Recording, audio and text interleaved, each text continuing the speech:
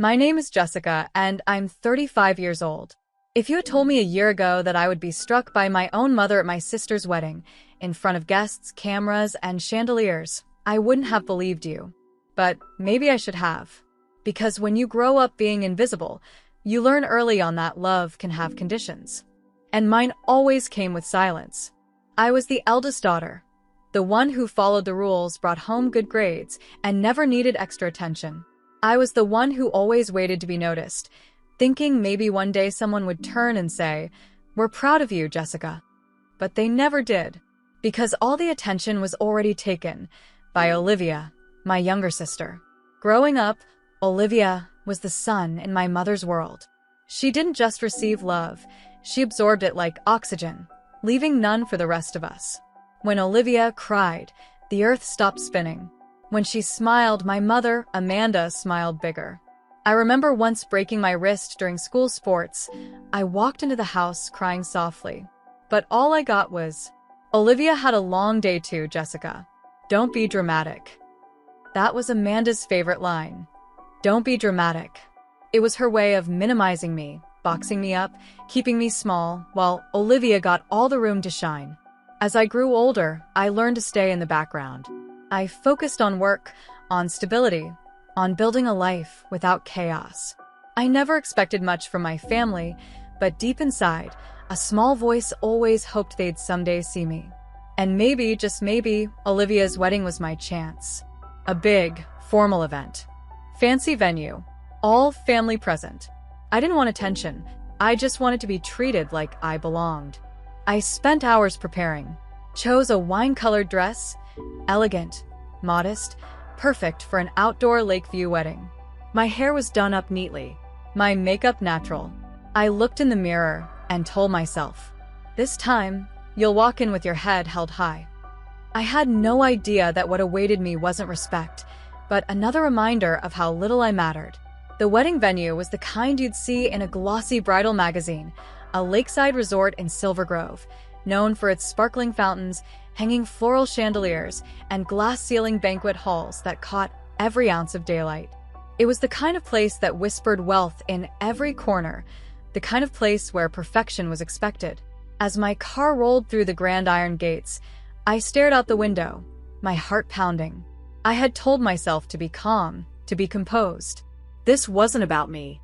This was Olivia's day, and I would play the role they'd always given me, the background sister with a polite smile. A valet opened the door, giving me a professional nod. I stepped out slowly, smoothing the soft folds of my dress. It was deep burgundy, not flashy, not loud, just like me. I clutched my small purse and walked toward the entrance with quiet confidence. Just as I reached the front lobby, the double glass doors of the main hall gleaming ahead, I heard a familiar voice, sharp and clipped. Jessica. I turned, and there she was, Amanda, my mother. Not mom, not mama, not anything warm. Just Amanda, the woman who had spent my entire life reminding me, in small and large ways, that I was an accessory in her story. She stood in a pale silver dress, hair twisted into a polished bun, pearl earrings catching the light. Beside her, a young receptionist glanced between us, holding a clipboard and looking slightly uncomfortable. "You're not seated in the main hall," Amanda said quickly, waving her hand toward the side corridor. "There's a table by the coat check. We had to reorganize a few things last minute." I blinked. "What do you mean? You're seating me outside the hall." "It's not outside. It's just near the hallway. There wasn't enough space inside." I walked up slowly and looked at the seating chart myself. A large, elegant board written in gold cursive. Mr. and Mrs. Thomas, my father, were seated right next to Olivia at the head table. Her friends, her fiancé's co-workers, even distant cousins had reserved seats under chandeliers and floral arches. But me? Table H, hallway corner, by the coat rack. "Amanda," I said quietly, trying to keep my voice from shaking, "I'm your daughter." "Exactly," she replied, lowering her voice.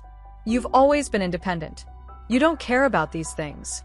I had to prioritize close family. The hypocrisy burned, but I smiled a thin, bitter smile and nodded. "Of course. Because I've never been close family, have I?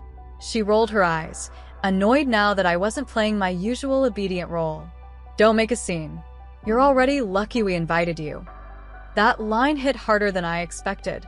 Invited. As if I were a guest at my own sister's wedding, not family. A few early guests passed by, pretending not to notice the tension. Amanda turned her face and gave them a bright, fake smile. Fine, she whispered through clenched teeth. Come inside. Just don't cause any drama. And that was it.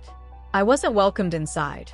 I was permitted, like a reluctant exception to her perfect picture. As I walked through the marble-floored entrance into the main hall, chandeliers glittering overhead and soft classical music playing, I realized something.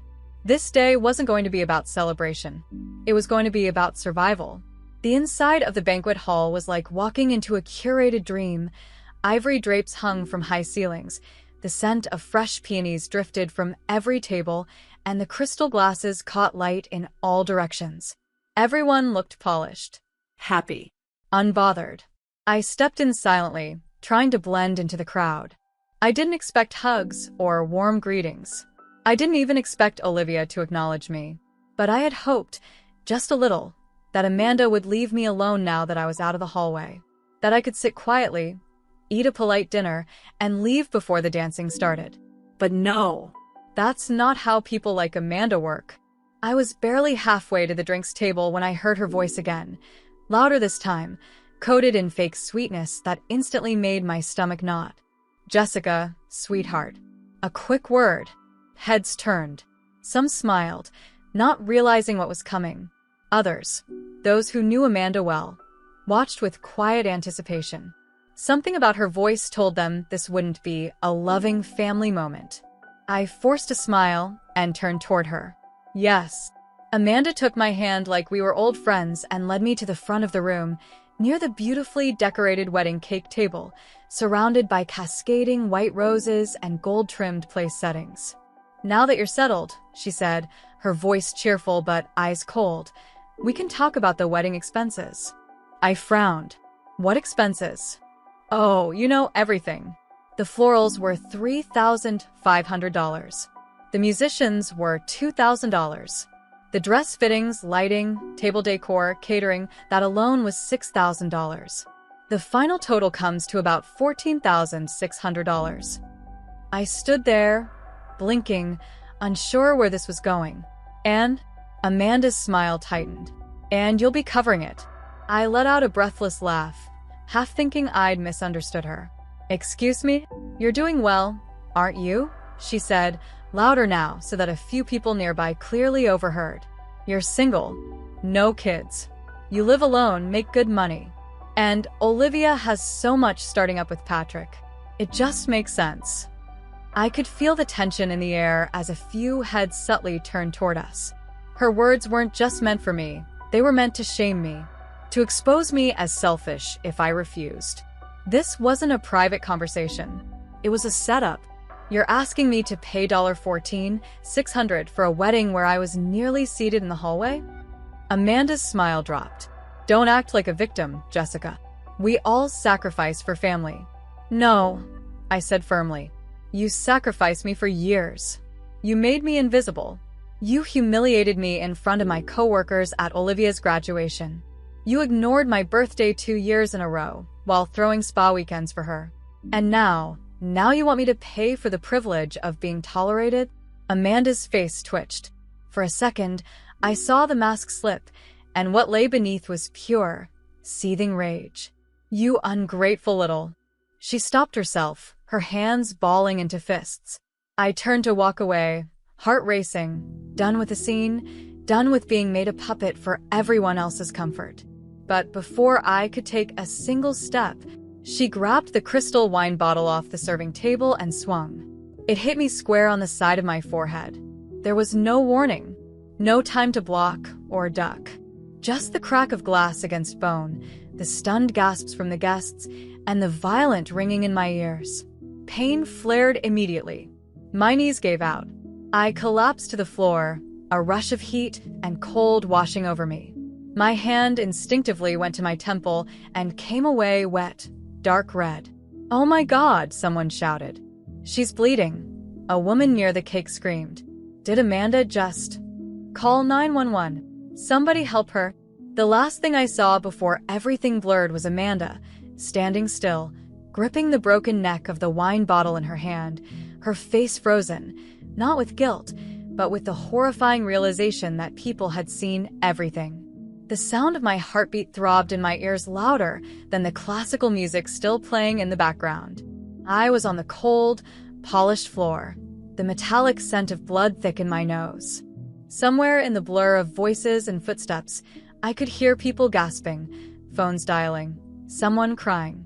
And then, "We need help. She's bleeding. She needs help now." I blinked up at the spinning ceiling lights, trying to stay conscious.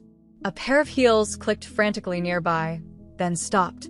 A man's voice, firm and trained, broke through the chaos. "This is Peter, venue manager. I need police and paramedics at Silver Grove Lake Resort, main banquet hall. A guest has been assaulted, struck on the head with a wine bottle. The suspect is still on site." Peter. He was the one who saw it all. His voice was like an anchor in a spinning room.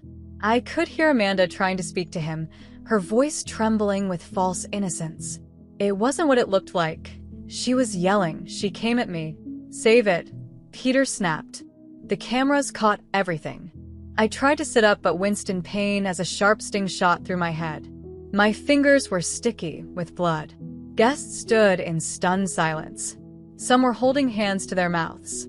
Others were staring at Amanda in disbelief, like they were just now seeing her for the first time. And then, a sudden rush of voices came from the entrance. Police. And paramedics. 2 officers, both in full uniform, entered with purpose, Officer Carter leading the way. Behind them, 2 medics wheeled in a stretcher, but when they saw me, one of them came running with a first aid kit while the other began clearing the area. "Ma'am, stay still," one medic said gently, kneeling beside me. "You're bleeding from the temple. Do you know your name?" "Jessica," I whispered. I don't want to go to the hospital. Just patch it. Let me take a look first." He carefully checked the gash, cleaned the area with cool antiseptic, then applied gauze and bandages. It hurt. Badly. But it was manageable. "It's a clean laceration. No fracture. You're lucky, but you'll have a headache and some swelling. You're stable enough to stay, but no stress. No more shocks tonight." I let out a breathless laugh. Too late for that. Meanwhile, Officer Carter turned toward Amanda, who stood stiffly, hands clenched, her eyes darting around the room. "Ma'am, are you the one who struck the victim?" Amanda opened her mouth, but Peter stepped forward, holding his phone out. "She did it, right in front of all of us. I've got security footage. It's all here." The officer nodded. "That's more than enough." He turned back to Amanda. "Ma'am, you are under arrest for assault with a deadly object. You have the right to remain silent." Gasps rose again from the guests. Amanda's face turned white as the officer stepped forward, pulling her arms behind her back and cuffing her. "Wait, I'm her mother," she cried. "I didn't mean. This is my daughter." "Exactly," I muttered. "And you still hit me." The guests stepped away as Amanda was escorted out, her silver heels clicking hollowly across the marble floor. A few tried to avoid her gaze. Others whispered behind hands. Her power, her image was gone. She didn't look back at me, and for the first time, I didn't want her to. I looked up at Peter and Officer Carter. "Thank you," I whispered. Peter nodded, his voice calm and certain. "You didn't deserve that. And now everyone knows it." And for the first time in my life, they did. As Amanda was led out of the hall in handcuffs, a ripple of stunned silence followed her. The clinking of glasses stopped. The music faded. Even the chandeliers seemed to lose their shine.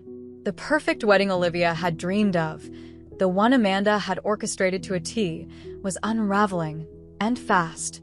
I sat near the back of the hall, a cold compress now pressed gently against the side of my head.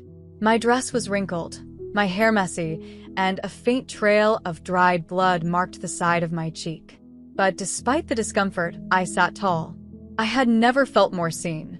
Across the hall, Olivia stood frozen, a glass of champagne still in her hand. Her veil had slipped slightly off-center, and her carefully lined lips were parted in disbelief. She was staring at the exit Amanda had just been dragged through, not in sorrow, but in shock. Not because her mother had hit me, but because it happened in front of everyone.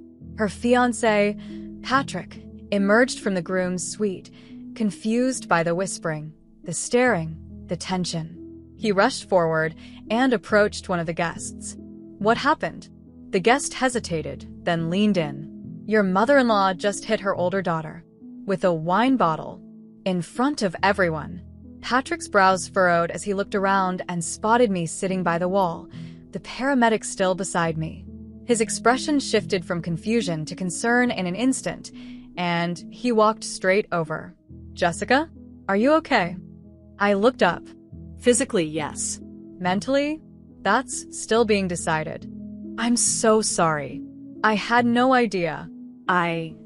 His voice trailed off as he looked at the bandage, the blood on my sleeve. "She did that to you?" I nodded, because I wouldn't give her $14,000. His face hardened. Just then, Susan, Patrick's mother, walked over quickly. She looked like she had just arrived from a nearby lounge, her face tense. She went straight to Patrick and quietly pulled out her phone. "We need to talk. In private." "Now?" Patrick asked, still looking at me. "Yes." "Now." They stepped a few feet away, near the glass windows. I didn't hear what she said, but I saw Patrick's expression shift as he read something on her phone. First came disbelief, then horror, then something else, betrayal. He looked up slowly, his eyes scanning the room until they landed on Olivia. He didn't wait. He walked straight toward her, phone in hand. "Olivia," he said, voice calm but sharp. "Can we talk?" She smiled, but it didn't reach her eyes. "Baby, I know this day's been crazy, but I promise I had nothing to do with." "Save it." The smile vanished. "What are you talking about?"